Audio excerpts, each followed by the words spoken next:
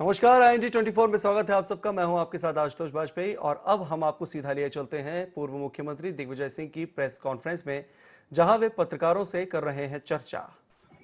उनके केंद्र सरकार के पास हालांकि ये अधिकार है पेंडेमिक एक्ट के अंतर्गत, डिजास्टर मैनेजमेंट एक्ट के अंतर्गत, कि वे नेशनल लॉकडाउन लागू कर सकते हैं, लेकिन उसके इम्प्लीमेंटेशन जो है वो राज्य सरकारों को ही करना था। तो राज्य सरकारों को विश्वास में बिना लिए जो किया है उसके मुख्य कारण थे, जिसके कारण से पूरे देश में मजदूरों को, लोगों को दिक्कत और परेशानी हुई है। जो तैयारी हमको करनी चाहिए थी शायद हम लोग नहीं कर पाए। उसमें मैं नहीं जाना चाहूंगा कि हालांकि इस बारे में राहुल गांधी जी ने 12 फरवरी को ही चेता दिया था कि इस बारे में विशेष तौर पर ध्यान देने की आवश्यकता है, तो मैं उसमें नहीं जाना चाहता। मैंने इस बारे में प्रयास किया कि एक जिम्मेदार व्यक्ति होने के नाते मैं पूरा प्रयास करूं, और उस समय तो मैं राज्यसभा का मेंबर भी था, कि किस प्रकार से मैं एक निजी तौर पर लोगों की मदद कर सकता। तो मैंने जो टीम बनाई उसमें एक टीम थी वो जो मजदूर हमारे पूरे प्रदेश के दूसरे प्रदेशों में फंसे हुए हैं उनसे संपर्क करने के लिए मैंने मेरे प्राइवेट सेक्रेटरी जो भूपेश गुप्ता जी हैं उनको जिम्मेदारी सौंपी। भोजन की व्यवस्था मैंने, हमारी जो टीम थी, इस बारे में मैंने माननीय कमलनाथ जी से चर्चा की, गोविंद गोयल जी से चर्चा की, हमारे कोषाध्यक्ष जी से, और भोजन के बारे में हम लोगों ने तय किया। साथ में ये भी तय किया कि कुछ ड्राई राशन देना चाहिए, कुछ पका भोजन देना चाहिए। मैं आभारी हूँ कमलनाथ जी का, उन्होंने इस बारे में पूरे प्रदेश में, और सोनिया जी ने तो आदेश दिया ही था कि पूरे प्रदेश में कांग्रेस जनों को इस बारे में प्रयास करना चाहिए कि वे भोजन की व्यवस्था करें, लोगों को मदद करें। और उसके अंतर्गत हम लोगों ने जो टीम बनाई थी उस टीम ने काफी अच्छा काम किया और 5000 जरूरतमंद लोगों को हमने ड्राई राशन बांटा। और फिर प्रदेश कांग्रेस कमेटी कार्यालय में 26 मार्च से 7 अप्रैल तक लगभग 2,20,000 भोजन पैकेट बंटे। 8 अप्रैल से 20 अप्रैल तक विभिन्न क्षेत्रों में हमने हमारे किचन चालू किए, जिनके माध्यम से 2,10,000 लोगों को तैयार पका हुआ भोजन के पैकेट बांटे। और 21 अप्रैल से 10 मई तक हमने इसको और व्यवस्थित करने के लिए जितेंद्र डागा जी, मैं उनका आभारी हूँ, भूतपूर्व विधायक जी का, उन्होंने अपने प्रांगण में मशीन भी लगाई जिससे कि और व्यवस्थित हम लोग कर पाए। और 10 मई तक 3,50,000 लोगों को हमने भोजन पैकेट बंटवाए। तो लगभग 7,80,000 पैकेट तैयार भोजन हम लोगों ने बंटवाए। इसके अलावा भी बहुत सारे कांग्रेस जन हैं, जिसमें कि PC शर्मा जी हैं, आरिफ वकील साहब हैं, आरिफ मसूद साहब हैं, साथ में मेजर जनरल श्याम श्रीवास्तव जी, उनका जो एक संगठन चलता है उसके माध्यम से उन्होंने राशन पहुंचाया, और कई स्वयं सेवकों ने राशन पहुंचाया। और इसी के साथ साथ लॉकडाउन के द्वारा बीमार लोगों को दवाइयां आदि व्यवस्था भी हम लोगों ने अपने तरीके से की। विभिन्न राज्यों से मजदूरों के हमारे पास जो फोन आ रहे थे, उनके मुख्यमंत्रियों से भी मैंने चर्चा की। भूपेश गुप्ता जी ने भी वहाँ के अधिकारियों से चर्चा की, और हरियाणा, पंजाब, दिल्ली, राजस्थान, उत्तर प्रदेश, गुजरात, महाराष्ट्र, तेलंगाना, आंध्र प्रदेश, केरला में हजारों लोग जो फंसे हुए थे, उनके ठहरने की, भोजन की, पानी की व्यवस्था, दवाई की व्यवस्था भी हम लोगों ने उनसे अनुरोध किया, और मैं आभारी हूं कि उनकी व्यवस्था उन लोगों ने की थी। सभी लोग चाहते थे कि जल्दी जल्दी हम लोग घर पहुंच जाएं, लेकिन पूरे देश का लॉकडाउन था, इसलिए संभव नहीं था। मूवमेंट बिल्कुल रुके हुए थे। साथ में कोटा, पूना, बेंगलोर, हैदराबाद शहरों में पढ़ने वाले छात्रों की भी दिक्कत थी, उनसे भी हम लोगों का संपर्क हुआ।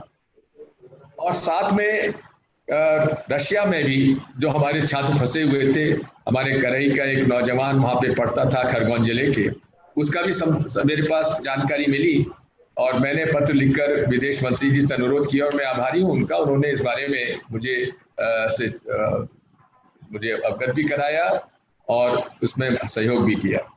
मैं इस मामले में हमारे मुख्यमंत्री जिन्होंने इसमें पूरी तरह से सहयोग किया, मैं उनके प्रति भी आभार व्यक्त करता हूं, जिसमें कि केरला के मुख्यमंत्री हैं, राजस्थान के मुख्यमंत्री जी हैं, दिल्ली के मुख्यमंत्री जी हैं, अनेक महाराष्ट्र के सरकार, उन लोगों ने भी पूरा सहयोग इसमें किया और हमें उनके मजदूरों के बारे में उनकी व्यवस्था करने में प्रयास किया। इसी के साथ साथ कश्मीर के बहुत सारे छात्र यहाँ पर फंसे हुए थे, भोपाल में, मध्य प्रदेश में अनेक कॉलेजेस में पढ़ते थे, उनको भी हमने वहाँ पर वापस पहुँचाने के लिए, क्योंकि ईद आ गई थी इसलिए उनको वहाँ पहुँचाने के लिए हमने प्रयास किया। गृह मंत्री जी को फोन लगाया और फिर उन्हें भी वापस वहाँ पहुँचने के लिए व्यवस्था केंद्र सरकार और राज्य सरकार की मदद से की गई। साथ में बार बार मेरे पास संपर्क लोग कर रहे थे, मेरे चुनाव क्षेत्र के लोग भी थे, जो कि कहते थे कि अगर आप हमको गाड़ी नहीं भेजे हम तो पैदल आ रहे हैं। खैर उनको हमने रोका और उनके बारे में गाड़ी की व्यवस्था भी वहां से करवाने की कोशिश की। राजस्थान की सरकार ने राजस्थान बॉर्डर तक तो, नीमच तक तो फिर छोड़ दिया था, उसके बाद नीमच में काफी लोग मजदूर अटके हुए थे, उन मजदूरों को भी वहाँ के कांग्रेस के कार्यकर्ता, इसमें हमारे तरुण वहाँ का एक कार्यकर्ता है बाहेती, उन्होंने हमारा सहयोग किया, उनके प्रति भी हम आभार व्यक्त करते हैं। मैं इतना ही कहना चाहता हूँ कि इस पूरे कोरोना के समय में हमारा ये प्रयास रहा कि हम पूरे तरीके से मजदूरों की और गरीबों की मदद करें, जैसा कि कांग्रेस ने हमेशा किया है।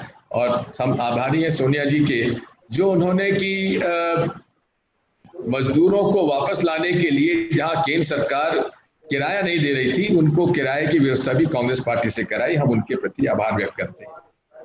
मेरा ये मत रहा है कि इस देश को समझने के लिए और चलाने के लिए जब तक राज्यों को विश्वास में नहीं लिया जाएगा ये संभव नहीं है।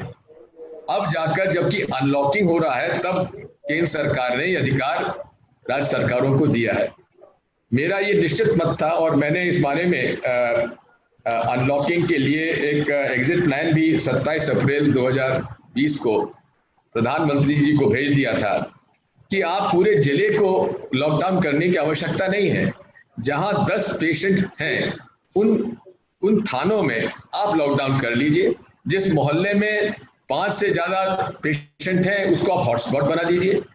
एक पेशेंट की वजह से या बिना पेशेंट के भी हमारे जिले पूरे लॉकडाउन में रहे, उसके व्यवस्था नहीं थी।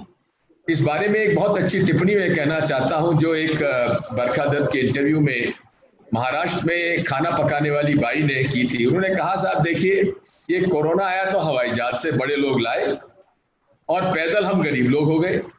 ये मूल एक प्रश्न है कि जहां केंद्र सरकार ने जो नियंत्रण रखना चाहिए था विदेशों से आने वाले नागरिकों के साथ, वो नहीं रख पाए, जिसकी वजह से कोरोना वायरस यहाँ पे हमारे देश में फैला।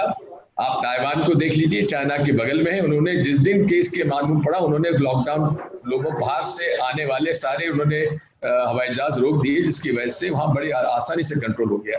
तो ये पूरा जो हिंदुस्तान में लॉकडाउन के पहले और बाद में भी जो विदेशों से लोग आए हैं, उनके कारण ही ये कोरोना वायरस आज हम लोगों के सामने संकट हो गया है। सोशल डिस्टेंसिंग अच्छी बात है, लेकिन एक छोटे छोटे घरों में और झुग्गी झोपड़ियों में एक एक कमरे में, 2-2 कमरे में 10-10, 15-15 लोग रह रहे हैं, वहाँ जो सोशल डिस्टेंसिंग संभव नहीं है। इसलिए पहली बात तो ये थी कि इसमें हम लोगों ने थोड़ी देरी की और विदेशों से आने वाले लोगों का आगे यदि हम लोगों ने उनको क्वारंटीन कर दिया होता तो शायद ये हालात आज नहीं होते, जहां 5वें उसमें क्रम में पहुंच गए पूरे विश्व में। मैं इतना ही कहना चाहता हूं कि पूरे मध्य प्रदेश में जब मुख्यमंत्री जी ने मुझसे सुझाव मांगे तो मैंने लगभग 25-26 पत्र उनको अलग अलग विषय पर भेजे। उन पर कितनी कार्रवाई की उसके बारे में तो जानकारी दूर छोड़ दीजिए, उनका एक्नॉलेजमेंट लेटर भी मेरे पास नहीं मिला। ये उनकी के बारे में इतना ही कहूंगा कि आप मेरे सुझाव को कितना अहमियत देते हैं वो अपनी बात है, लेकिन कम से कम एक्नॉलेजमेंट लेटर तो आप भेज देते। खैर ये उनका विषय, सुझारा मैं नहीं कहना चाहता। इसी प्रकार से जैसे लॉकडाउन उठा, मेरा ये प्रयास रहा कि मैं किसानों के जो गेहूं और चना तुलने में दिक्कतें आ रही थी उसके बारे में जानने के लिए मैं बैरसिया गया, सीहोर गया, नसरुल्लागंज गया। वहां पर जो दिक्कतें परेशानी आई उसमें बात वही थी। भोपाल जिले में जहां 72 केंद्र कांग्रेस पार्टी की सरकार में हमने खोल दिए थे, उन्होंने समेट के 16 केंद्रों में कर दिया, जिसकी वजह से सोशल डिस्टेंसिंग तो हो ही नहीं पाई और दिक्कत काफी आई। शुक्ला जो साइलोर है वहां मैं गया था, 3 तारीख को लगभग 2000 ट्रैक्टर खड़े हुए थे और इसलिए वहां पर दिक्कत आई।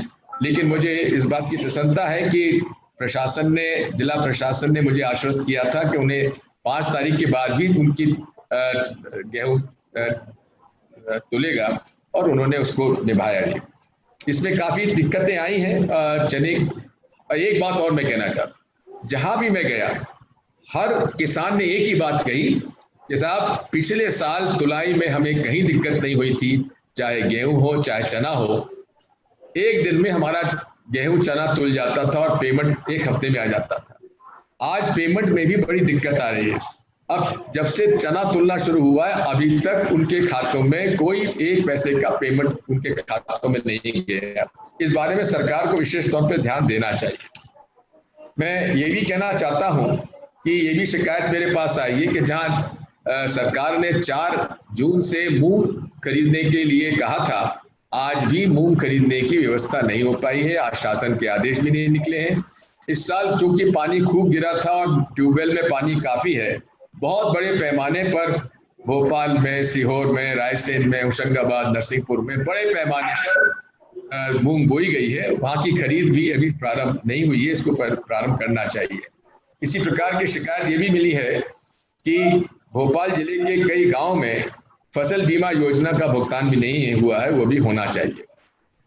मैं यही कहना चाहता हूं कि मैंने पूरी जवाबदारी और जिम्मेदारी से भोपाल संसदीय क्षेत्र और मध्य प्रदेश के एक नागरिक होने के नाते जिस परिस्थिति में मैं हूं, उस परिस्थिति में पूरा प्रयास किया कि मैं हर तरह से इस बारे में सक्रिय रहते हुए जनता की दिक्कत और परेशानियों को दूर कर सकूं, ये मेरा प्रयास रहा है। अब मैं चाहूंगा कि अगर आपको इस बारे में कुछ कहना हो तो मैं अपनी बात कहने के लिए तत्पर हूं। धन्यवाद।